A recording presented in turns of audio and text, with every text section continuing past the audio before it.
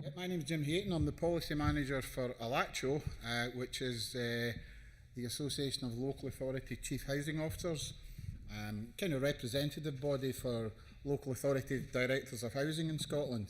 And sometimes I give people my business card, and if they don't know what I do, they go, "Oh, ALACHO, is that some kind of counselling organisation for alcoholics?" And I can say with all sincerity, yeah, pretty much. So I'm going to talk a bit about the challenges facing Scotland's council and helping to address climate change issues and fuel poverty. The bit really where councils, I guess, put their underpants on over their trousers and get out there and start tackling these problems. But they are huge issues, and I'll speak briefly. I've got 15 minutes to do this, which isn't a huge amount of time. I just kind of dumped a lot of my thoughts onto the slides, and I'll go through them pretty quickly, but I will at the end put up my contact details, and if anyone needs to speak further to the Q&A session, be delighted to have people make contact and continue that dialogue. A couple of big issues for councils, and I'm going to gloss over some of it because David has covered it. And the organisers should know, incidentally, that they take a huge risk by putting David Stewart and I in the same panel. He, as he's admitted, is a Morton fan, and I happen to be a St Mirren fan. And anyone who knows that terrible West of Scotland rivalry knows that it's a big deal. In fact, it's the only sporting fixture where I've ever seen the mascot arrested, the St Mirren Panda, got arrested for chucking bars of soap to the Morton fans, suggesting that their personal hygiene left a bit to be desired. But we've managed to keep from rolling about on the floor in an aggressive fashion, and I think we'll continue to do that. But David's covered a bit about Ish, although I'll touch on it. I'll say a bit about REAPs. I'll also add in HEAPs for good measure. You'll see a pattern emerging in some of these acronyms. REAPs being the regulation of energy efficiency in the private sector. I'll say a bit about fuel poverty, of course. How couldn't I? How could I miss it? And I'll conclude by taking a wee bit of time to talk about what I think are the main challenges for councils. I am not a technical person, so if you choose to inveigle me into debating the merits of different SAP calculations or the technology of a heat pump, you'd be taking candy from a baby. So if you're that cruel, it's up to you. But I was Director of Housing for a long time in South Lanarkshire Council, and just to intimidate me, a few of my colleagues, or former colleagues, are sitting right at the front, who know that they know more about this than I do, although my final caveat is I will just be talking about housing and not the full range of corporate responsibilities for schools and public buildings that councils have. Bit of context. Clearly the context for this is the Sustainable Housing Strategy, which I was closely involved in for ALACHO. Some key commitments in there, which you'll probably know. No one in fuel poverty by 2016, a target we're patently not going to achieve. Housing making a full contribution to the Climate Change Act targets. A step change envisaged in the provision of homes which are fully energy efficient, and funding for heaps and affordable warmth schemes for every eligible household were key features of the Sustainable Housing Strategy. And you'll find all this in Scottish Government's website. Also brought in HEAPs, the Home Energy Efficiency Programmes, articulated the need for standards, that we couldn't just leave this to chance.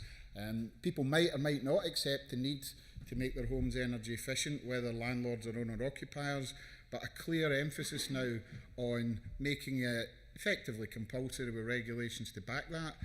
Hoping too to transform the new build market to make sure that all homes that get built are of innovative design and construction and fully energy efficient, and also changing financial markets such that people start to understand the value of lending for energy efficiency, and people also understanding the value of buying a more energy efficiency home rather than less one. And of course the target about lowering energy consumption by 12% in 2020 compared with 2005. I won't say too much about Ish because, as I say, David's mentioned it, but councils have about 320,000 homes that we have to get up either to Band C or Band D. You can see the the targets there. Again, broadly welcomed by councils because they, more than anyone, and social landlords like housing associations would get this, to understand the cost to tenants. If tenants can't afford to pay their rent, they get help with that through subsidy. If tenants can't afford to heat their homes, there is no income support for that other than maybe the pensioners' winter allowance. So councils get that. They broadly accept the milestones for that. The 2020 milestone, where we do the kind of easy stuff apparently, and then it gets much tougher by 2050. Concerned a bit about the future funding commitments. We reckon it will cost about 166 million by 2020. We're interested in what, and this was coming from COSLA too, about what would happen when we do the review in 2017 if it becomes apparent that there are some homes which are going to be just so expensive to treat that it may not be an optimum option, and the only alternative may be demolition. So there is a bit of progress, and you can see it there. Welcome £20 million announced just a couple of months ago for additional measures. 6 million of that for the HEAPS programme, the Cross Scotland programme, which is essentially about relatively simple stuff, although solid wall being more difficult and difficult to treat, coming much more to the fore, and people thinking much more deeply about how we can actually deal with that. And 14 million of that 20 million, I believe, being allocated to low-cost home loans for private sector owners, and I'll say a wee bit more about the private sector shortly. This is in the context of every council in Scotland having to bring their houses up to the housing quality standard by 2015, which David also referred to that. We're making decent progress with that. 82% of our homes are compliant this time around in the latest review, which was published in March, compared with the last one. And I won't go through the figures there. You can see the issues. The biggest reason for non-compliant is energy efficiency, surprise, surprise. And local authorities appear to be seeking exemption from the standard for about 8% of the stock. But all but 10 social landlords in Scotland, that's housing associations and councils, believe they'll comply. And councils in particular expect to invest £558 million to comply with the standard in the 5 big categories, of which energy efficiency is one. And a big one there, because you'll see £183 million going in that. So that's a lot of money being spent in the next couple of years to comply with that. So council have taken it seriously, and a big chunk of that investment will help with the quality standard, but it won't solve the energy efficiency bit. And that's a big challenge for councils to achieve. But David said the social sector is only a small part of Scotland's housing stock. Roughly 300,000 council houses and about 280,000, I think, housing association stock. There are almost 2 million homes in the private sector, either owner-occupied, which are the majority, or the private rented sector. REITs is another Scottish working group, Scottish Government working group, which again I'm on for ALACHO, the regulation of energy efficiency for the private sector. And this is all about that kind of carrot and sticks approach. So there'll be consultation on that coming shortly. If you've been watching the press on this, you'll see that the coalition government in England and Wales have just issued these very regulations, so you won't be able to sell a house in England or Wales, or more particularly let a house to a private landlord if you can't demonstrate that that home meets certain minimum standards. Now, they won't be high standards, that will have something to do with insulation where possible and cavities and a high energy efficiency boiler and so on, but there will be standards, and there has been a reaction to that, and there will be in Scotland too, when we tell people this is about curtailing your property rights to some extent, either to live in this house or to sell it.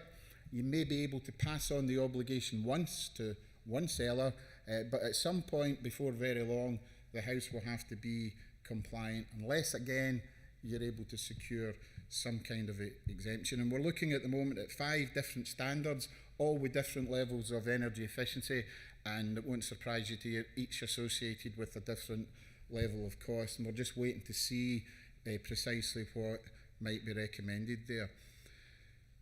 COSLA are a wee bit concerned about this, the overarching body for council, because they're a bit worried, to be frank, that councils might get the blame for this. So if it emerges that you can't sell your home without doing this work and spending some money or let your home, they're a bit worried that that rebounds in councils, and local councillors get approached and say, well, this is all your fault. But at the same time, COSLA, I think, absolutely see that they can't be on the wrong side of this argument, that they have to be seen to be instrumental in delivering some of these improvements, not least because of the fuel poverty issue, which I'll touch on very briefly.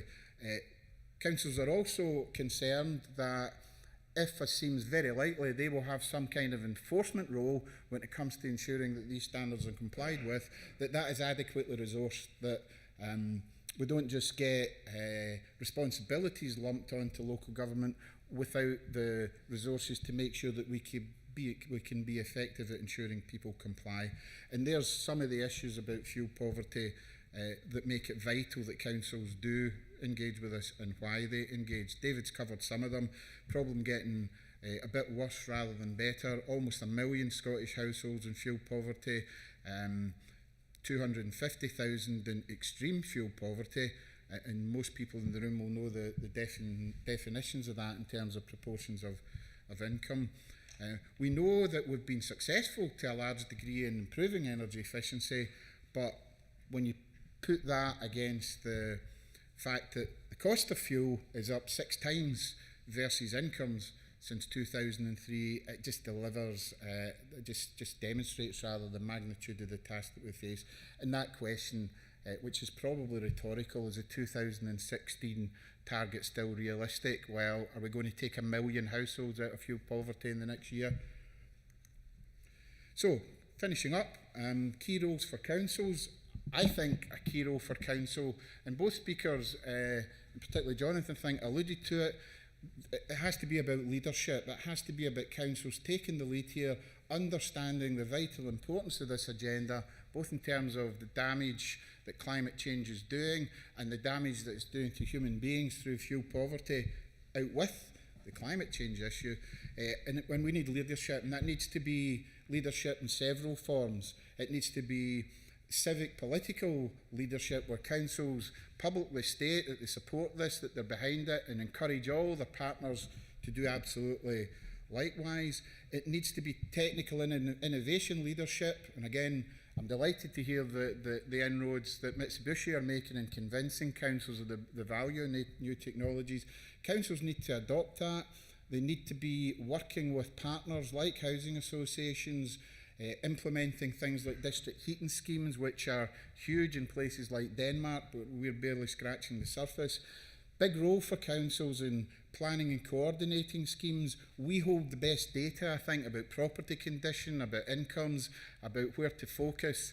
We have got a leading role in heats, but our performance is variable across Scotland, as it usually is. You know, you'll get in any distribution, you'll get some people at the head of it leading, you'll get a big bulk in the middle doing their best, and you'll get people at the tail end who haven't quite got the message yet. And councils are no different. We need to promote behavioural change through our advice and information services. We need to highlight the benefits to people of investment, that it's not all just a cost thing, that there are genuine benefits can come from that investment, and to prove that to people, if you like, when we're convincing them of the need to spend money. We need to administer the grants and so on that are going to be necessary to help that. I think there's no other way for it. I think councils will end up being the bodies that have to enforce the energy efficiency standard under REAPs, and we should get used to that, and we should think about how best to do it. Hopefully much of it will be done through transactions, so if you sell a house it will be done through the conveyancing process. But how do we make sure that private landlords, the poorest tenants in the country, live in private rented housing? How do we make sure that private landlords comply with their obligations? If councils don't do that, hard for me to see who will. And we need to constantly be doing research and providing advice and information. So you see what I mean about taking the lead in this and encouraging others to to do it. We're not there yet. Other key challenges, we always need money. You know, Existing Homes Alliance, of which ALACHO have just become a part, just put a submission into government saying, you're doing a decent job, but we need more. We need more. We need to step up the investment. And that applies to existing housing as well as investment in new energy efficient housing. I've mentioned behavioural change. The lack of commitment from homeowners and private landlords needs to be addressed, particularly where you've got common properties. Anyone who's ever tried to organise an improvement scheme in a tenement block or a common block knows it's like herding cats, and you only need one person to say, bugger off, I ain't contributing, to give you all sorts of problems about how you actually get the benefits for the 10 or 12 other people who could benefit. So big issue there for councils to take the lead in. I've mentioned the technical challenges and the difficult to treat, and taking a lead in that, but no alternative to action, because as this person at recent United Nations protest, when the UN met last year, put it, there is no planet B, which I thought summed it up admirably. And there are my details. If anyone wants to get in touch, just drop me a note. I'm in Edinburgh half the time and in the West Coast the other time, as close to St Mirren football ground as I can get usually. So give me a shout. If you've got any immediate questions, happy to tackle them in the Q&A session.